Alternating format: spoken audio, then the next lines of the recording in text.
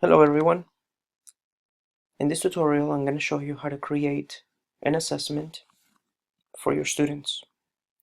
First thing you always want to do is go to the resources part and go to your personal resources. Now one thing you will notice is that I have many folders within my resource area. That's because I save everything in folders in order to manage all the content that I have. As you will see, I have my assessments in one place, and given that I'm a social studies teacher, I have everything by um, units. I'm going to go into my ancient Greece unit, and here I have my tests and quizzes on the geography of Greece, and I'm going to create a new test by clicking Add Resource to this folder. Once again, I always explain and I always want to make it clear that you should always create your content under resources. That way, whatever you create does not end up in just one of your courses. So this way, you will always have it in your resources, year after year. Let me click on this, and this test will be called Athens and Sparta. Max points, 100 points. Submit. Now that I've created this, it brings me into the test. And here, I can start creating questions. These are the settings for the quiz. And the settings are interesting because before I've added any questions, this will allow me, even before or after, to decide if there's a time limit on my test. These are the general directions for the test. Attempts that students may attempt. You can actually make this unlimited or give specific amount of times that they can take this. For now, I'm going to make this unlimited. Now, graded. Remember, this gets graded automatically, whether it's a multiple choice, fill in the blank, etc. It will be graded by the last score or the average. Now, the reason why these options are there is because the highest score, obviously, whatever tries a student gets, you may want to give them the high score, the last score, meaning the last attempt, or you could even average score, which actually I use. So a student will try a particular assessment 4 times, and I will average those 4. If they did really bad the first time, but very well in the last one, well, they get a grade in the middle. Paging. I always like to make 1 question per page. This way, as students navigate the assessment, they will go from 1 question to the next. I don't want them with like 7 questions and dragging down and scrolling down. I've tried this a couple of times and I don't suggest it. Students just happen to do this very quickly, and they don't really seem to revise questions or pay attention to the questions as much as when you just allow them to take 1 question at a time. Can students review the questions? And once again, the most important thing here is that whatever you choose, if you look over here to the right, it will tell you what these options are, if you notice that. So I'm not going to take too much time here with this. You can try that on your own. In preview, I can actually see what the test looks like for students once I'm done. But let's start with a test. And let me add a question. Let's start with a multiple choice question. Now, I assume that all of you content teachers already have quizzes, whether it's on other platforms or whether it's in Word or PDF documents. So in this particular case, I want to start with this particular question.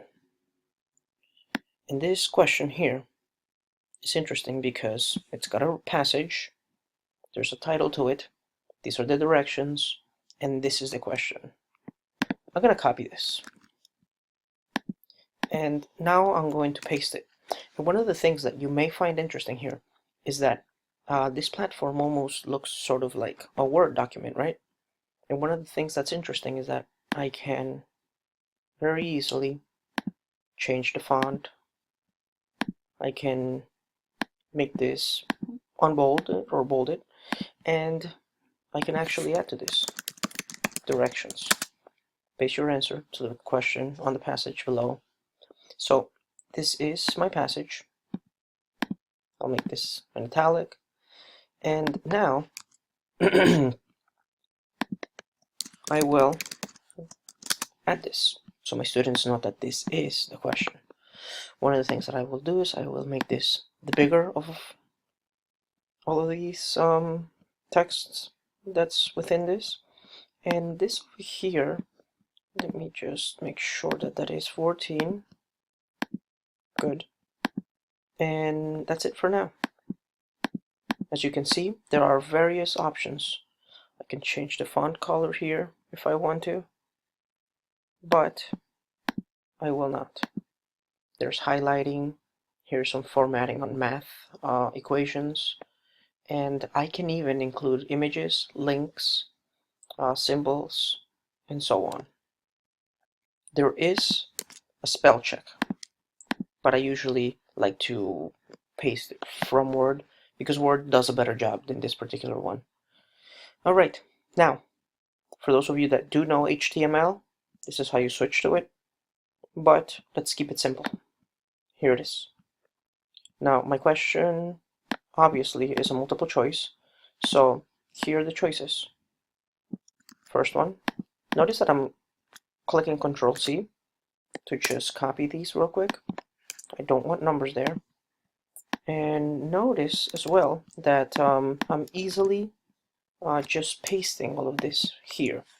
You can do this from a PDF, Word document, or maybe another website, or whatever it is, wherever it may be that you have your quizzes and tests.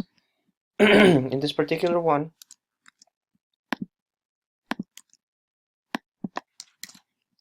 the correct answer would be 2. They were all taught to become soldiers. I know that because this is where I have my answer. Now, here's the reason why this is the correct answer. And usually, well, not everybody does this, but here's the fantastic thing about Schoology. If my student takes this quiz and they get this particular question wrong, I could actually decide to give them feedback. I can do that by clicking here, show feedback, and now here, anytime they click on any of the wrong responses, I want them to see the reason why they got it wrong, because this is the reason why the other one was correct. So according to the passage, Asian Spartans, so this here, they'll be able to read. Of course, you would want to get students to get into that habit, and many students will. Many students will skip this part.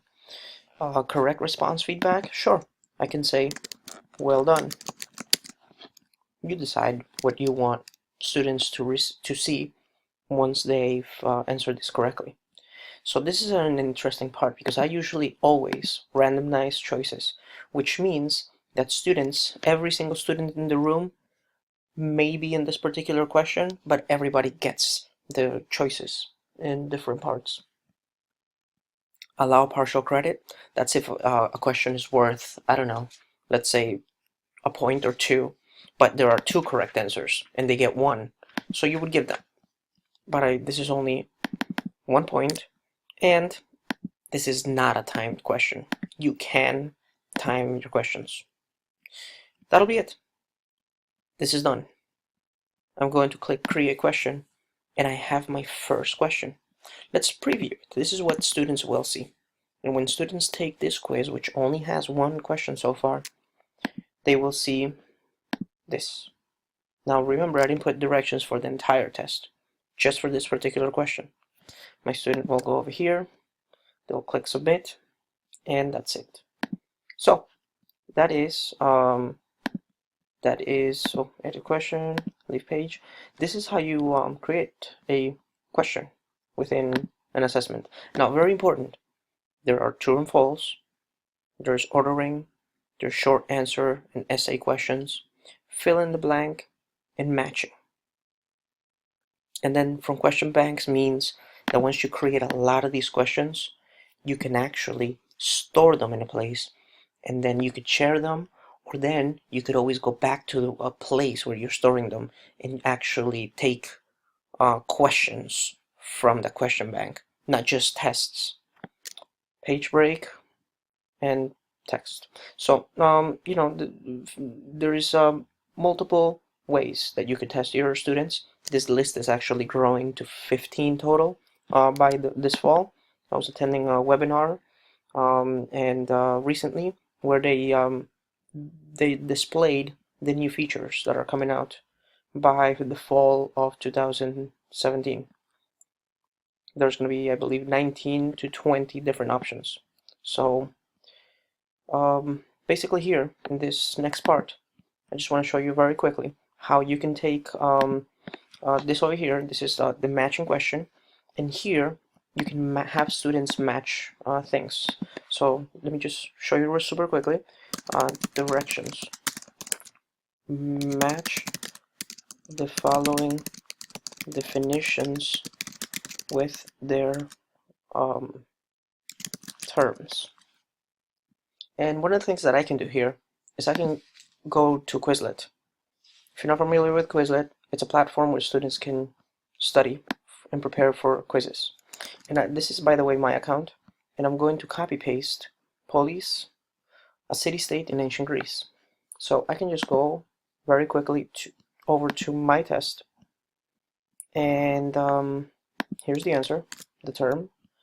And here is the definition. Once again, I'm copy pasting this to make this quick. And I am going to do this with a couple of these just to be able to show you how easy it is to create a quiz out of something that I already have. Now what's fascinating about this part over here is that once again, this will be one of those particular questions which can automatically be graded by Schoology. So once you've once you've created once you've been able to create your quiz and you assign it to your students, it will grade automatically. So here it is.